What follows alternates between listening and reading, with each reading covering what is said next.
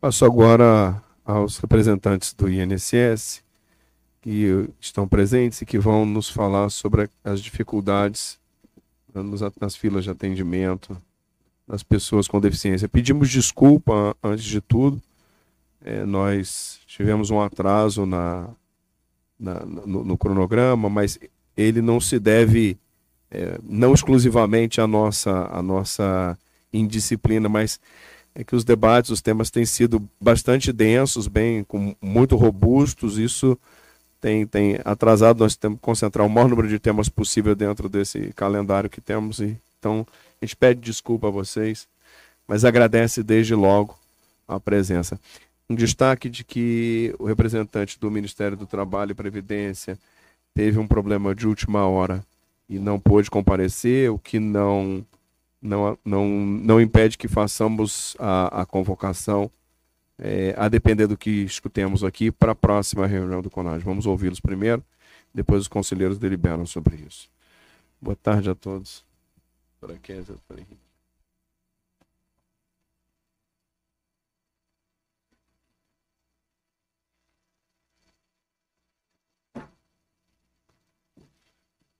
Vou tirar a máscara para ficar melhor. Boa tarde a todos. Me chamo Emerson, eu sou coordenador geral de relacionamento com o cidadão no INSS, dentro da diretoria de benefícios e relacionamento com o cidadão.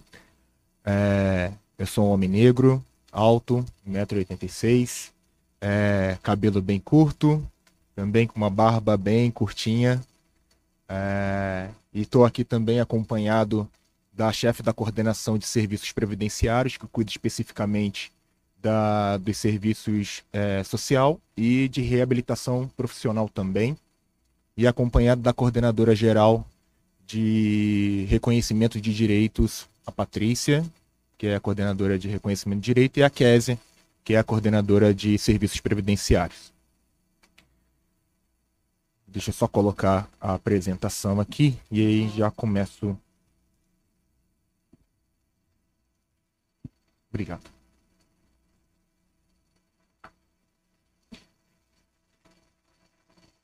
E só guardar a projeção, aparecer.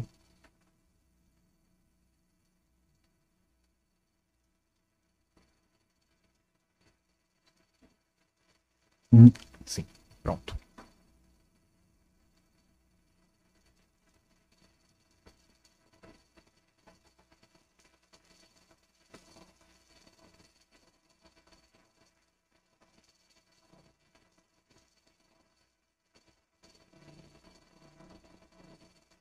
Assim que aparecer, a gente começa, mas eu acho que já posso ir introduzindo algumas falas.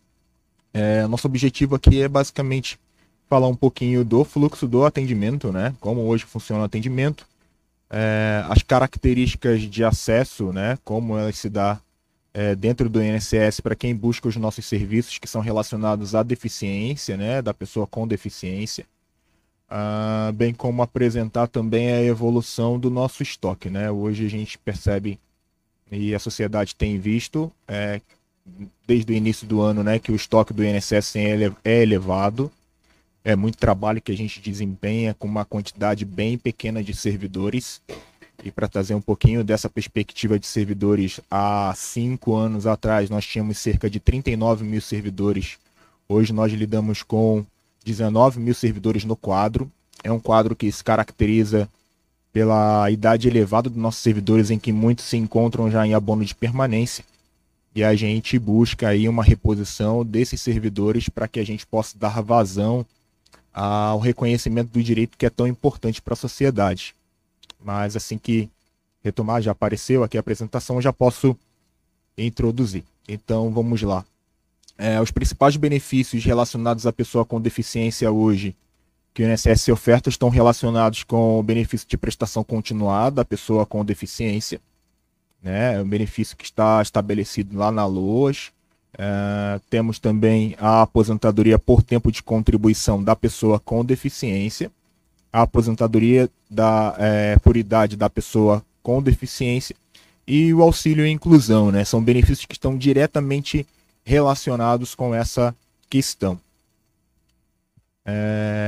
dentre os usuários que solicitam o benefício de prestação continuada, o canal de acesso que eles costumam utilizar são esses 4 canais, né? O primeiro deles, que é mais relevante, a gente percebe aí uma grande procura, é por meio do aplicativo Meu INSS, que pode ser acessado tanto pelo celular como pelo computador, que representa cerca de 60% da utilização dos nossos canais.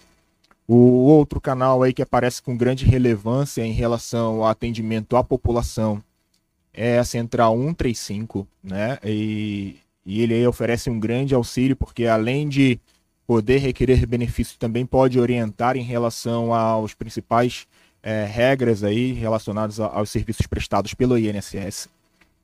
Temos também um outro canal que são por meio dos acordos de cooperação técnica, onde o INSS fecha acordos com prefeituras, entidades representativas, que por meio dessas entidades o cidadão pode solicitar ali os serviços da instituição, né? E por fim, as agências de previdência social, que representam 2% aí dentro dos canais escolhidos pelo cidadão para ter acesso aos nossos serviços.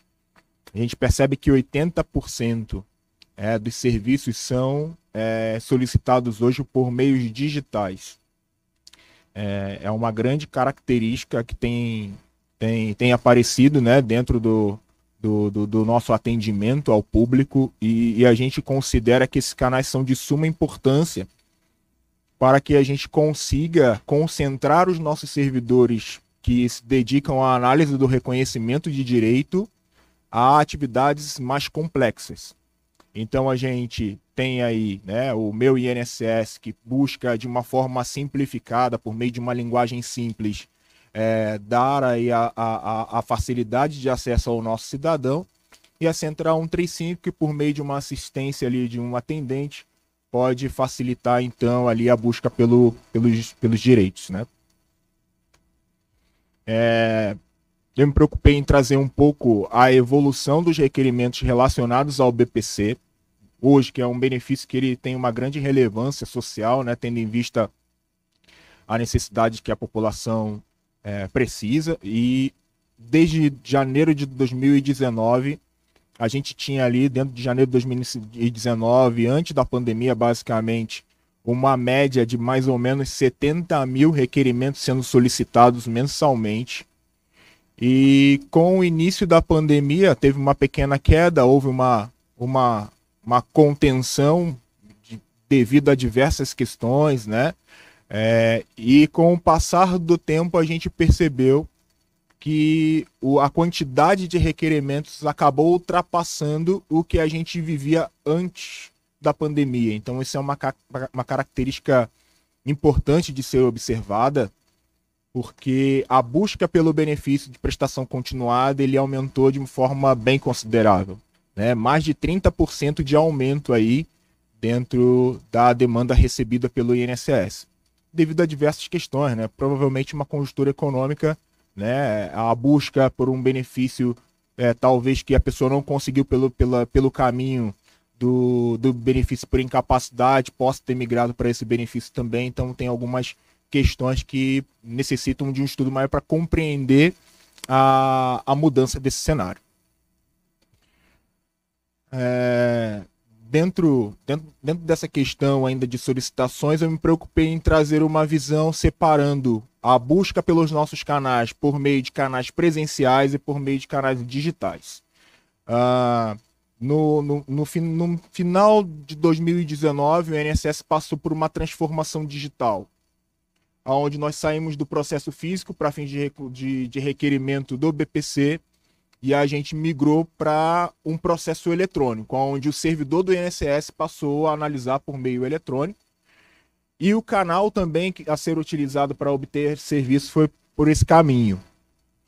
A partir daí a gente percebe uma mudança no fluxo de solicitações, onde a população deixou de buscar as agências físicas, né, que hoje elas estão basicamente, são 1.568 unidades aí que a gente tem em todo o país, não conseguimos chegar a todas as cidades, né? São mais de 5.000 municípios.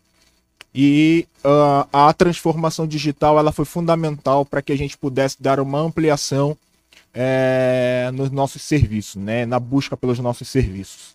Então aí a gente percebe que mais de 60 mil, né? E atualmente mais de 80 mil aí requerimentos por mês são solicitados pelos meios digitais. Dentro de um cenário em que se encontram, né, os processos ou requerimentos de benefício de prestação continuada da pessoa com deficiência, a gente tem esse quadro. Hoje nós temos no nosso estoque mais de 543.980 requerimentos pendentes de análise em relação ao benefício de prestação continuada da pessoa com deficiência. E fora ele, nós temos também as aposentadorias da pessoa com deficiência, tanto idoso como deficiente, que nós temos aí 17.154 requerimentos pendentes. Um destaque que eu gostaria de trazer em relação ao tempo médio de análise desses requerimentos. Hoje, o tempo médio de concessão, né, para fins de reconhecimento, concessão desse benefício, a gente tem cerca de 297 dias, desde a data da solicitação até o momento em que a gente formata, a gente concede um benefício. Dentro desses 297 dias de tempo de conclusão, o tempo médio para a realização dos exames periciais fica em torno de 190 dias e para a realização da avaliação social, que é uma das fases também para análise, encontra-se em 71 dias de tempo médio. Tá? Então, esses são os dados relacionados ao tempo que um benefício de prestação continuada leva para ser analisado, chegar ao final dele com uma resposta conclusiva. O INSS ele tem estabelecido dentro do seu plano de ação para 2022 a redução do tempo médio de realização da avaliação social. A gente pretende chegar até o final do ano com um tempo médio para a realização da avaliação social de 60 dias ao final do ano.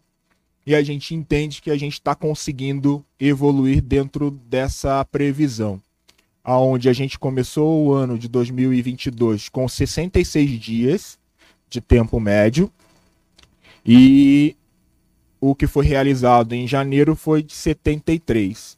Atualmente, maio, né, o último mês que a gente conseguiu verificar esse dado, a previsão é de 72 dias, a gente conseguiu alcançar os 71 dias conforme planejado.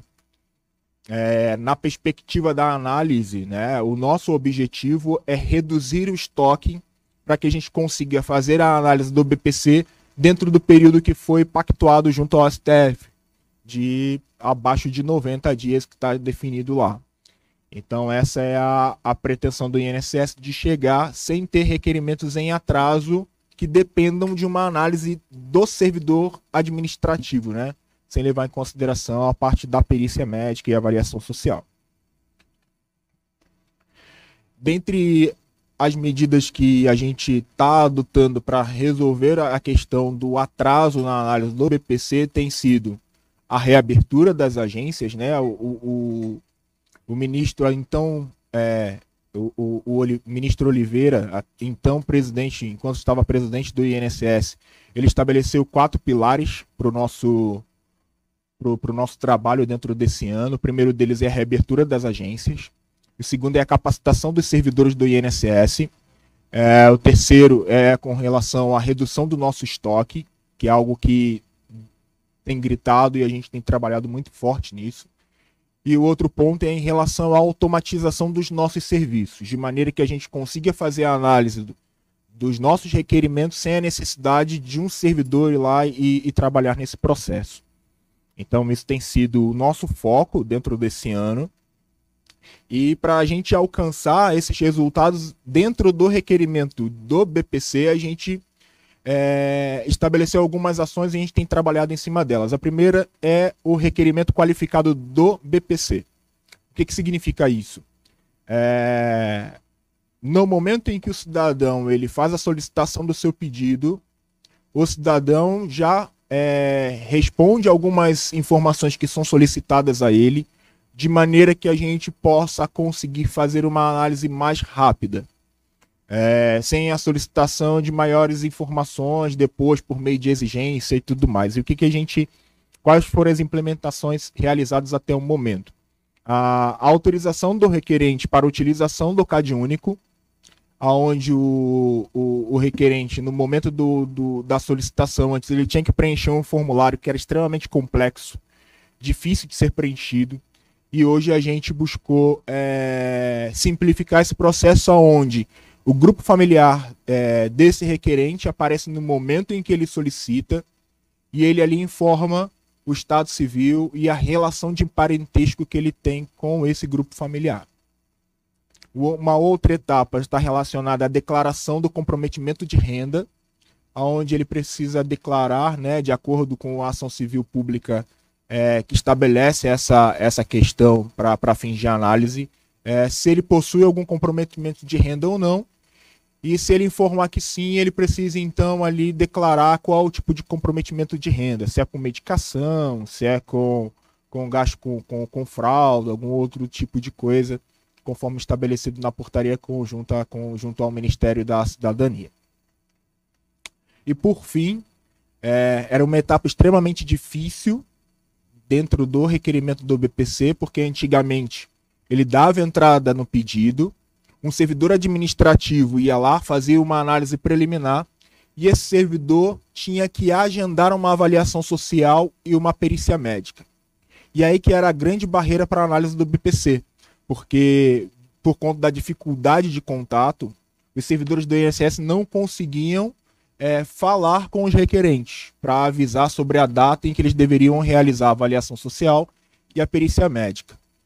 Com essa implementação, no momento em que o cidadão solicita o benefício, ele consegue de pronto agendar a avaliação social, agendar a perícia médica, e a análise dessas etapas não é uma análise sequencial como acontecia antes. Ela pode acontecer de forma independente.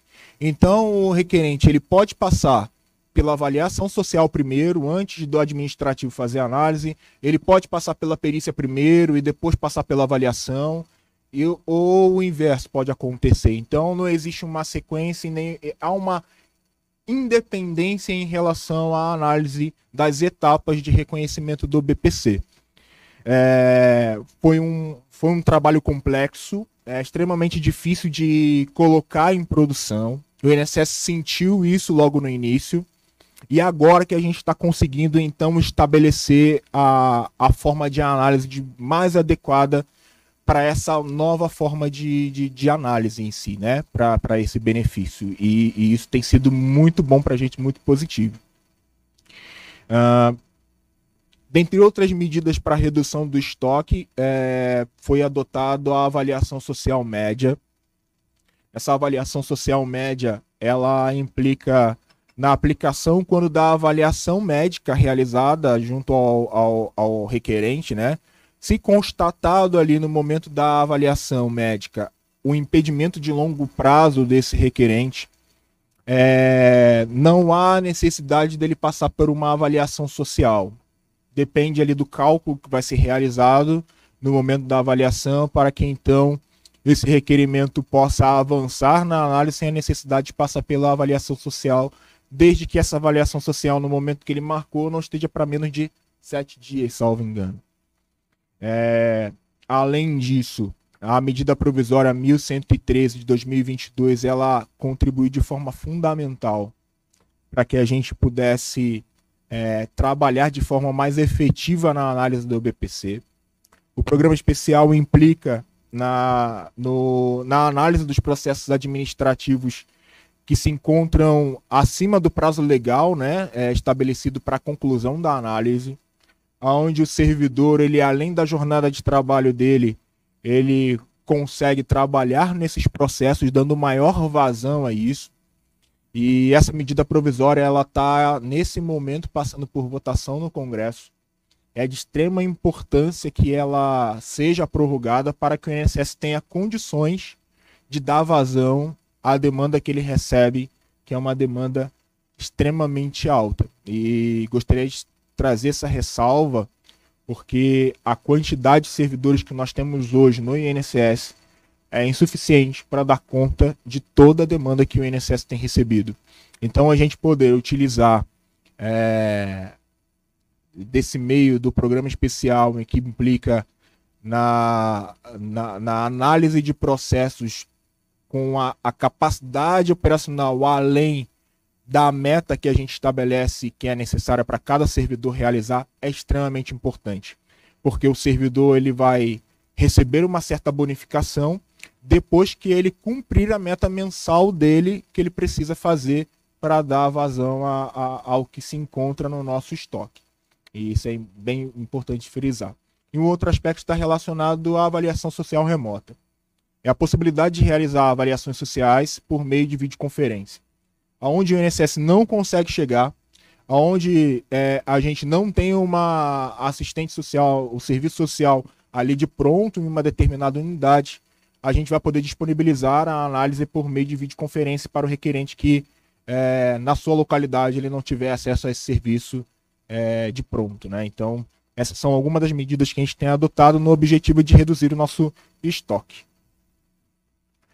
Dentre outras medidas, recentemente a gente alterou a portaria 982, trazendo uma alteração importantíssima, que é a questão do acompanhamento de intérprete ou tradutor de Libras durante o atendimento, onde o cidadão, no momento que ele busca um atendimento, ele pode ligar para a Central 135, entrar lá no Meu INSS solicitando um atendimento simplificado, e no momento que ele comparecer à unidade, no momento que ele agenda, né, ele já informa que ele vai acompanhado de um intérprete ou tradutor. Então isso foi um ganho muito grande assim, para o cidadão, né, no sentido de dar maior acessibilidade.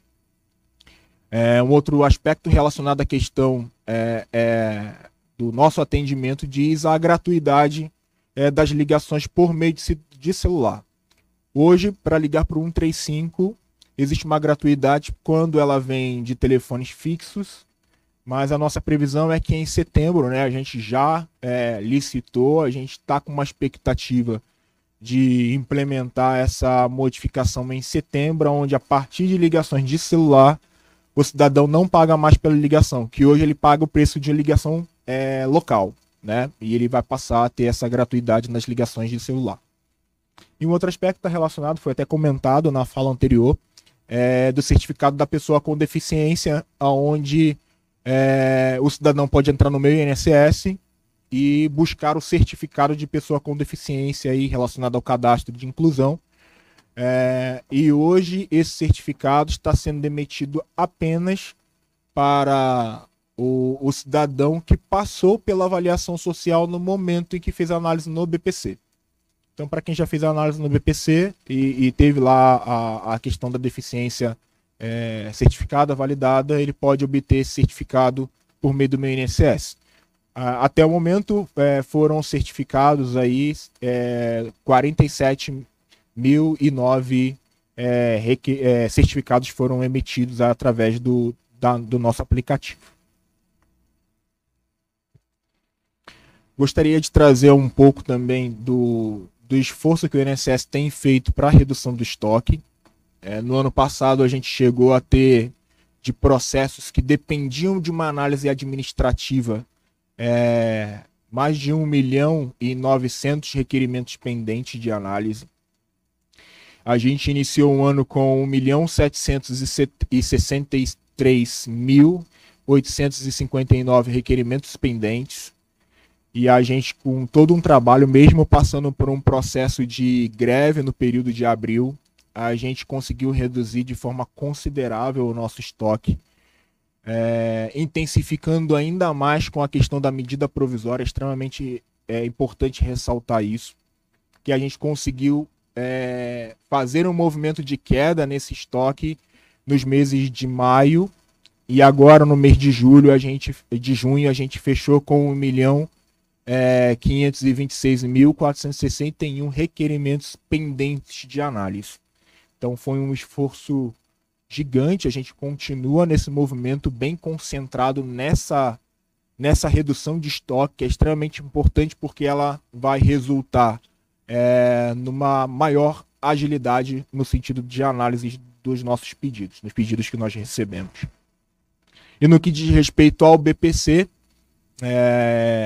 da pessoa com deficiência, a gente também vem percebendo aí um movimento de queda, se intensificando especificamente aí no mês de junho. A gente não conseguiu colocar logo de pronto ele para analisar dentro do programa especial da medida provisória 1113, mas agora no mês de junho a gente já percebeu essa mudança no caminho que a gente está adotando para a análise desse requerimento, e a gente entende que a gente vai intensificar ainda mais em relação ao benefício de prestação continuada da pessoa com deficiência dentro desse processo. E no que diz respeito às aposentadorias da pessoa com deficiência, a gente também vem mostrando um movimento de queda, onde a gente tinha no início do ano 21.184 requerimentos pendentes, e atualmente a gente se encontra com 17.154 requerimentos pendentes de análise.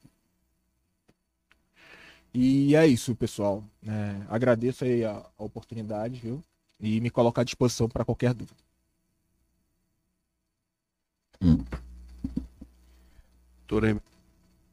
Doutor Emerson, muito parabéns pela apresentação, muito obrigado por prestar esses esclarecimentos de extrema relevância aqui para o CONAD, como sempre, desde que estamos à frente aqui desse colegiado, os órgãos têm sido parceiros, vindo aqui prestar os seus esclarecimentos. Eu abro desde logo já aos conselheiros, para quem queira pedir algum tipo de esclarecimento, ou algum tipo de comentário que queira fazer, sempre atentando para a questão do horário aqui dos nossos companheiros que terão que pegar o voo daqui a pouco. O Joelson, por favor. Presidente, tentarei ser breve. Primeiro quero agradecer o Emerson e a Késia pela presença.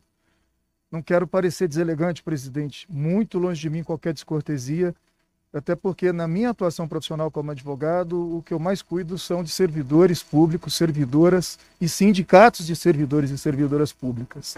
E eu sei a importância da atuação do Emerson e da Késia, estão na ponta, são eles que detêm talvez a informação mais importante, mas eu fiquei com a impressão de que havíamos confirmado como representantes nessa audiência de hoje, Dr. André Veras e o próprio presidente do INSS, Dr. Guilherme Serrano. Eu sei, presidente, que não tem como a presidência, a secretaria garantir e confirmar quem vem para representar o órgão, mas eu queria muito, Emerson Késia, que levasse ao Dr. André, ao Dr. Guilherme, primeiro agradecimento de tê-los enviados aqui para representar a instituição, mas queria reforçar sempre, presidente, que quando o CONAD convida, que tivéssemos a principal autoridade do órgão, porque é um momento assim muito importante para a gente, é muito precioso esses 15, 20, 30 minutinhos para poder dizer diretamente ao representante do órgão quais são as nossas reivindicações de todos os conselheiros que aqui participam, porque essa é a forma de o CONAD contribuir na construção de políticas públicas e fazer os questionamentos pertinentes ao órgão, até para que o órgão possa, quem sabe, com base nos questionamentos do CONAD, orientar, direcionar melhor a sua política pública. O doutor Guilherme, por exemplo, foi promovido a presidente do INSS, é servidor de carreira do órgão, né? Um prestígio para a carreira dos servidores do órgão, quando o ministro José Carlos Oliveira tomou posse como ministro do Trabalho e da Previdência. Eu quero fazer algumas considerações e não vai dar tempo de resposta do INSS, pelo adiantado da hora. E nem seria esse o propósito, também monopolizar aqui a discussão, o debate. Mas esse tema é de fundamental importância, foi proposta do Conselho Federal da OAB que tivéssemos essa audiência aqui hoje. E as observações, depois, doutor Emerson, doutora Késia, eu vou passar por escrito para a secretaria, chega para vocês por escrito, e vocês poderão responder. E eu não quero ser leviano. Nada das afirmações que faço aqui agora, eu fui buscar, confirmar, comprovar. O objetivo da audiência era justamente esse. Que pena que a gente está adiantado na hora e não vai dar para responder pontualmente. Então, depois eu mando como pergunta, se o CONAD concordar com isso, a secretaria, a presidência, e vocês respondem pontualmente. Porque os registros que eu tenho, que eu apurei, é de que hoje, atualmente, a gente tem o maior número de pessoas na fila de espera do INSS. São pelo menos 2,85 milhões de requerimentos em análise. Será que é isso mesmo? Será que esse número baixou? Será que aumentou? Desse total, 965 mil são pedidos de benefícios por incapacidade e dependem de perícia médica. O volume represado é ainda maior porque não estão computados nesses números outras filas, como a do Conselho de Recursos da Previdência Social, de revisão e manutenção de benefícios e de certificado de tempo de serviço. É nisso que eu queria dizer que eu não quero ser leviano. Isso vai mais como uma pergunta do que como uma afirmação, para que depois o INSS pode dizer, Joelson, está certo, o CONAD está certo e a gente está tomando tais medidas, ou então os dados estão equivocados, já resolvemos, já superamos. Os dados foram levantados a partir de relatórios de auditoria da Controladoria Geral da União, do Tribunal de Contas da União, TCU, do Conselho Nacional de Previdência Social e do Instituto Brasileiro de Direito Previdenciário, IBDP. Não é à toa que o INSS aparece entre os principais alvos de ações judiciais. Segundo os dados oficiais, 75% das ações apresentadas contra a União em 2021 foram contra o INSS, o que corresponde a mais de 2 milhões e 400 mil processos. A Câmara dos Deputados aprovou um projeto que obriga o pagamento de perícia médica para quem perder causas na justiça relacionadas à Previdência. E assim, se reconhece os esforços do governo. Quero deixar isso muito claro também. Foi aqui muito bem demonstrado esses números, como, enfim, por intervenções concretas, medidas concretas, esses números vêm mudando. Mas, de qualquer sorte, o estoque de processos estava em 2,3 milhões em 2019. Caiu para 1,5 milhões em 2020 e voltou a subir em 2021. Será que é isso mesmo? E hoje, 2022, também já temos esses números. O INSS tem, enfim, prestado informações, a gente lê pela imprensa de todas essas medidas, que o doutor Emerson trouxe aqui para a gente com muita propriedade sobre como acelerar a análise desses processos, investir em automação, felizmente na capacitação de funcionários, servidores, remanejamento de servidores de outras áreas, mas enfim, será que ainda precisamos de mais servidores? Precisamos de concurso? Como é que está essa questão dos servidores no INSS? De que maneira o CONAD poderia contribuir junto ao governo, se for o caso, para pedir mais orçamento para a realização de concurso público e, enfim, as vantagens necessárias para que os servidores públicos possam bem desempenhar as suas funções. Tinha uma promessa do ministro de zerar essa fila até julho de 2022, parece que não zerou, é isso mesmo? Quer dizer, e o que faltou? O que aconteceu? Por que não foi possível? Segundo ele mesmo prometeu, quando tomou posse no cargo, zerar essa fila. O que está sendo feito? O que pode ser feito? De que maneira o CONAD eventualmente poderia contribuir? Enfim, tinha mais uma série de questões, mas pelo adiantado do tempo, como eu disse, não quero monopolizar aqui o debate. Eu mando depois por escrito esse documento para a própria secretaria, para a própria presidência do CONAD, para que vocês, com calma, depois possam responder a todos esses questionamentos e a gente possa, nesse esforço aqui, que sempre fazemos, governo e sociedade, quem sabe contribuir aí para, enfim, aprimoramento ainda mais de todas essas atribuições e a redução desses números, porque no fim nós estamos falando para pessoas que estão até invisibilizadas, né? Que às vezes não tem nem o acesso a um advogado, a uma advogada, a defensoria pública, né? Que acaba dependendo muito das informações e dos serviços prestados pelo órgão. E sobre a própria questão do BPC também, enfim, são algumas questões por conta do atendimento digital. Está mesmo exclusivo, o atendimento passou a ser exclusivamente digital, porque isso, segundo algumas informações, não sei se procede, estaria aí a inviabilizar o acesso ao BPC se for mesmo agora somente digital. Quer dizer, é importante que seja digital, mas será que agora é exclusivamente digital? Tivemos uma questão da legislação, que aí não depende só do INSS, que foi a questão do critério de renda do próprio BPC, no que mexeu no auxílio reclusão, né, no que mexeu no auxílio reclusão, de alguma forma impactou o próprio critério de renda do BPC, e a impressão que se tem é que o assistente, em algum momento, o assistente social, em algum momento podia avaliar melhor a situação quando ultrapassava o critério de renda. Ou seja, era muito mais inclusivo no modelo anterior. Procede? Isso tem acontecido mesmo atualmente. E a própria questão da avaliação social no processo de reconhecimento do direito, muito limitado, como eu dizia, a esse meio salário mínimo aí, per capita, e uma série de exigências, uma série de comprovações, e essa impossibilidade hoje de ultrapassar meio salário mínimo. Enfim, são essas algumas considerações. Eu agradeço imensamente pela atenção, pela colaboração e peço desculpas pelo alongado da manifestação. Presidente. Obrigado, doutor Joelson.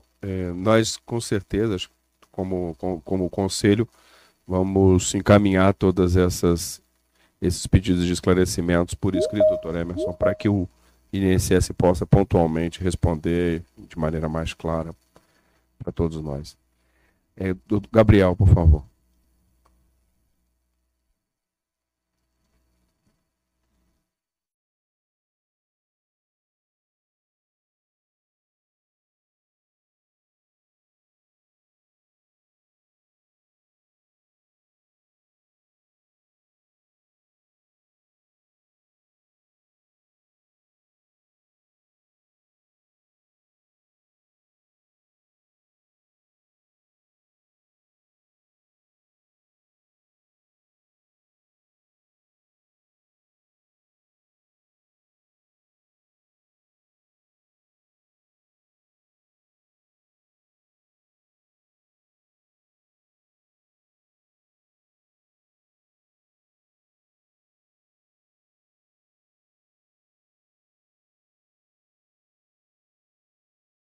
Então ele faz dessa forma, são servidores capacitados.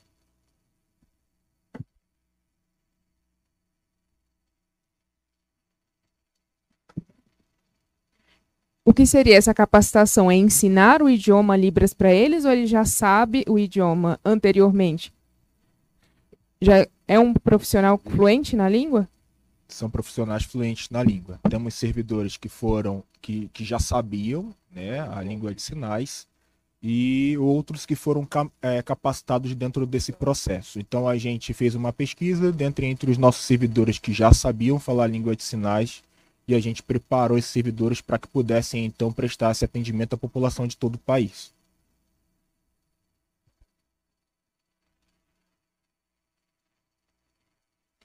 E quando fala de todos os por todo o país, inclui todas as cidades, porque em algumas cidades não possuem intérprete de Libras.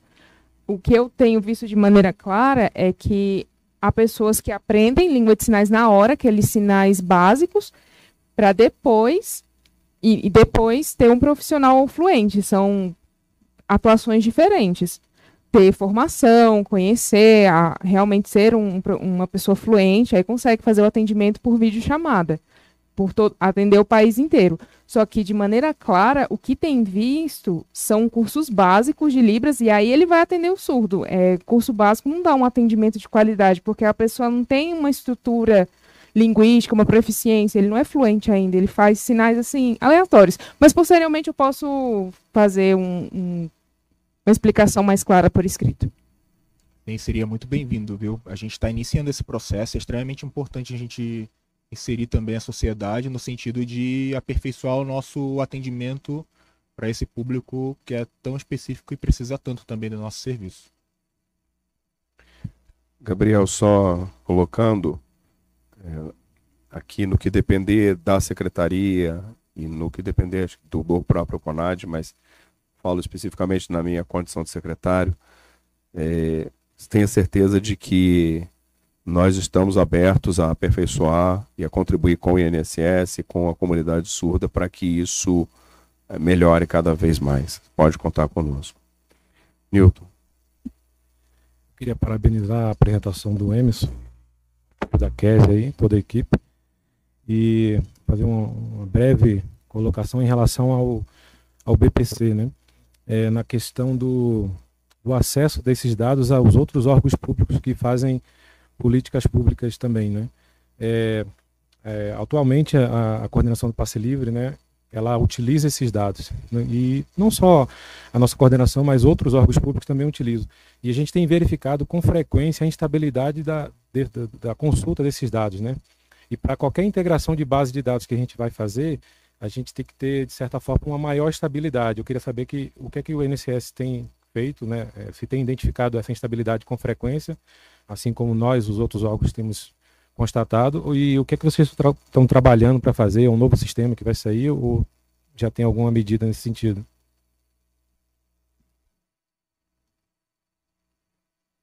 Na verdade, a gente fez uma implementação no nosso cadastro que acabou trazendo um pouco de estabilidade para o sistema, porque ele acabou não suportando muito. Foi mais no período de abril e maio, se não me engano, essa estabilidade. A gente já resolveu ela, e a gente está adotando a política de estar comunicando dentro do nosso site quando alguma coisa se torna instável e acabar atrapalhando tanto a questão do requerimento como alguma outra questão que seja bem sensível.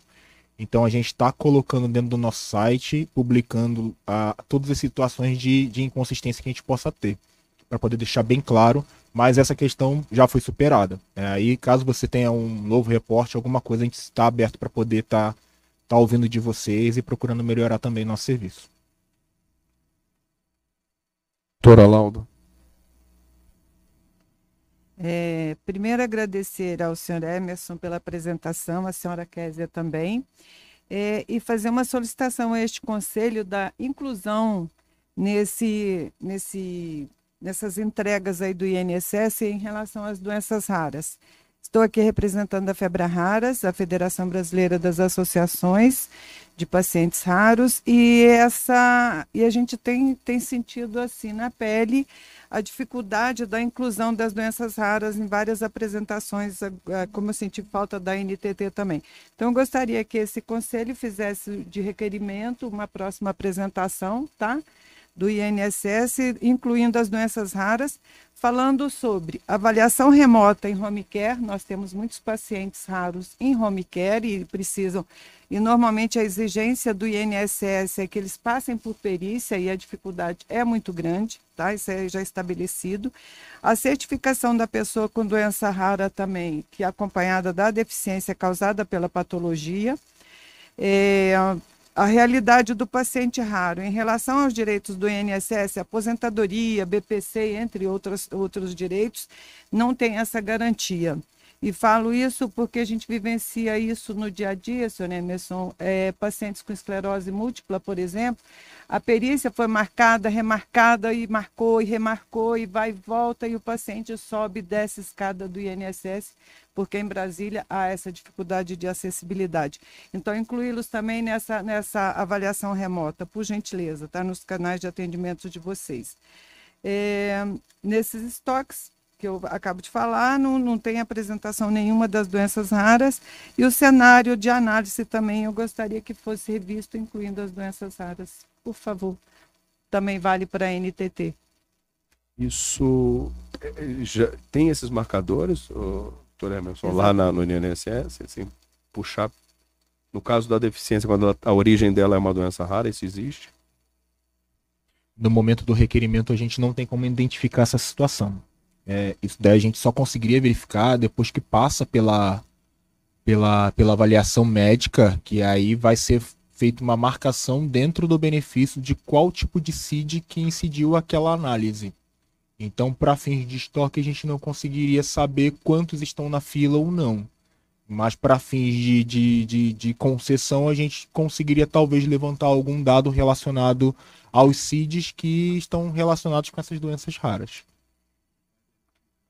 Caso tem que alterar algum normativo para isso ou seria automático? Na verdade, a única coisa que a gente guarda de informação nos nossos bancos de dados de benefícios são os CIDs das doenças. Então, o caminho que a gente tem é de buscar nesse banco, em relação aos CIDs. Pois é, normalmente quando o paciente... Normalmente, quando o paciente raro procura uma agência do INSS, ele vai munido de toda a documentação, relatório médico, exames de imagem, essa coisa toda. E aí, mesmo assim, é marcada a perícia por um profissional do INSS, muitas vezes tem a negativa junto. Então, a dificuldade que nós enfrentamos, senhor Emerson, é real. Muito real. Entendeu? Então, assim, a dificuldade é muito grande para o paciente raro ter essa avaliação e ter a garantia dos seus direitos. Alguém mais? Só complementando aqui em relação Nilton, por favor. ao passe livre e à NTT, a gente faz somente a avaliação do laudo médico, né? Então, se for constatado lá realmente a necessidade dessa restrição em relação da doença rara, né, vai ser concedido benefício, né, independente do... É importante que o médico descreva realmente essa restrição de locomoção ou declare que essa doença rara faz jus ao benefício. Lá a gente, de acordo com essa identificação do médico, a gente concede o benefício. Mas, Nilton, que ela, assim, aproveitando que o Emerson colocou, normalmente vem o CID no laudo, né? Perfeito. Se por esse CID, porque pelo CID você sabe se a doença é rara ou não. Sabe em tese, né? Eu Cláudio, por exemplo, não saberia.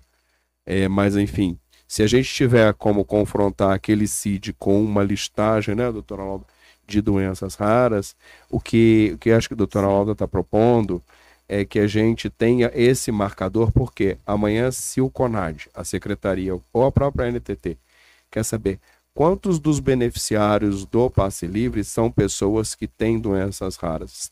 Tem a deficiência, sim, é decorrência da doença rara, mas se a gente quisesse fazer um recorte só para saber quantos são por doenças raras, o senhor acha que com esse CID que vem no laudo, cruzado com uma listagem de doenças raras, com os CIDs correspondentes, seria possível? Em relação ao cruzamento de dados, eu creio que seria possível, sim. O sistema que a gente atua, né, para fazer as análises do benefício é um sistema que tem 15 anos, né? Um sistema bem antigo, mas ele tem lá as tabelas e inclui, em cada deferimento de benefício, ele inclui a CID que foi analisada no caso concreto. Então, a gente teria como extrair da base de dados uma coluna lá que tem a CID e outra o beneficiário, né? E chegar a essa conclusão. E a coluna que foi deferida ou indeferido, no caso. Né? E chegar a esse número. Eu não teria esse número pronto porque não é um relatório automático do sistema. Eu teria que produzir isso aí, entendeu? Já é um passo, né, doutora Alda? Já é um passo. A gente tem que começar de algum lugar, né, secretário? Sim, é verdade, é verdade. Alguém mais? Bom, eu agradeço aqui a doutora Emerson, a doutora Késia, terem vindo aqui nos trazer essas informações, são bastante importantes. O doutor Joelson colocou, pela densidade do tema, algumas questões ficam pendentes, não é? E talvez seja o caso de um esclarecimento complementar que o CONAD encaminhará ao INSS, a importância de que essas questões sejam, além de esclarecidas, as dúvidas que nós venhamos a ter a partir das respostas sejam levadas ao presidente Guilherme, e nós faremos esse encaminhamento.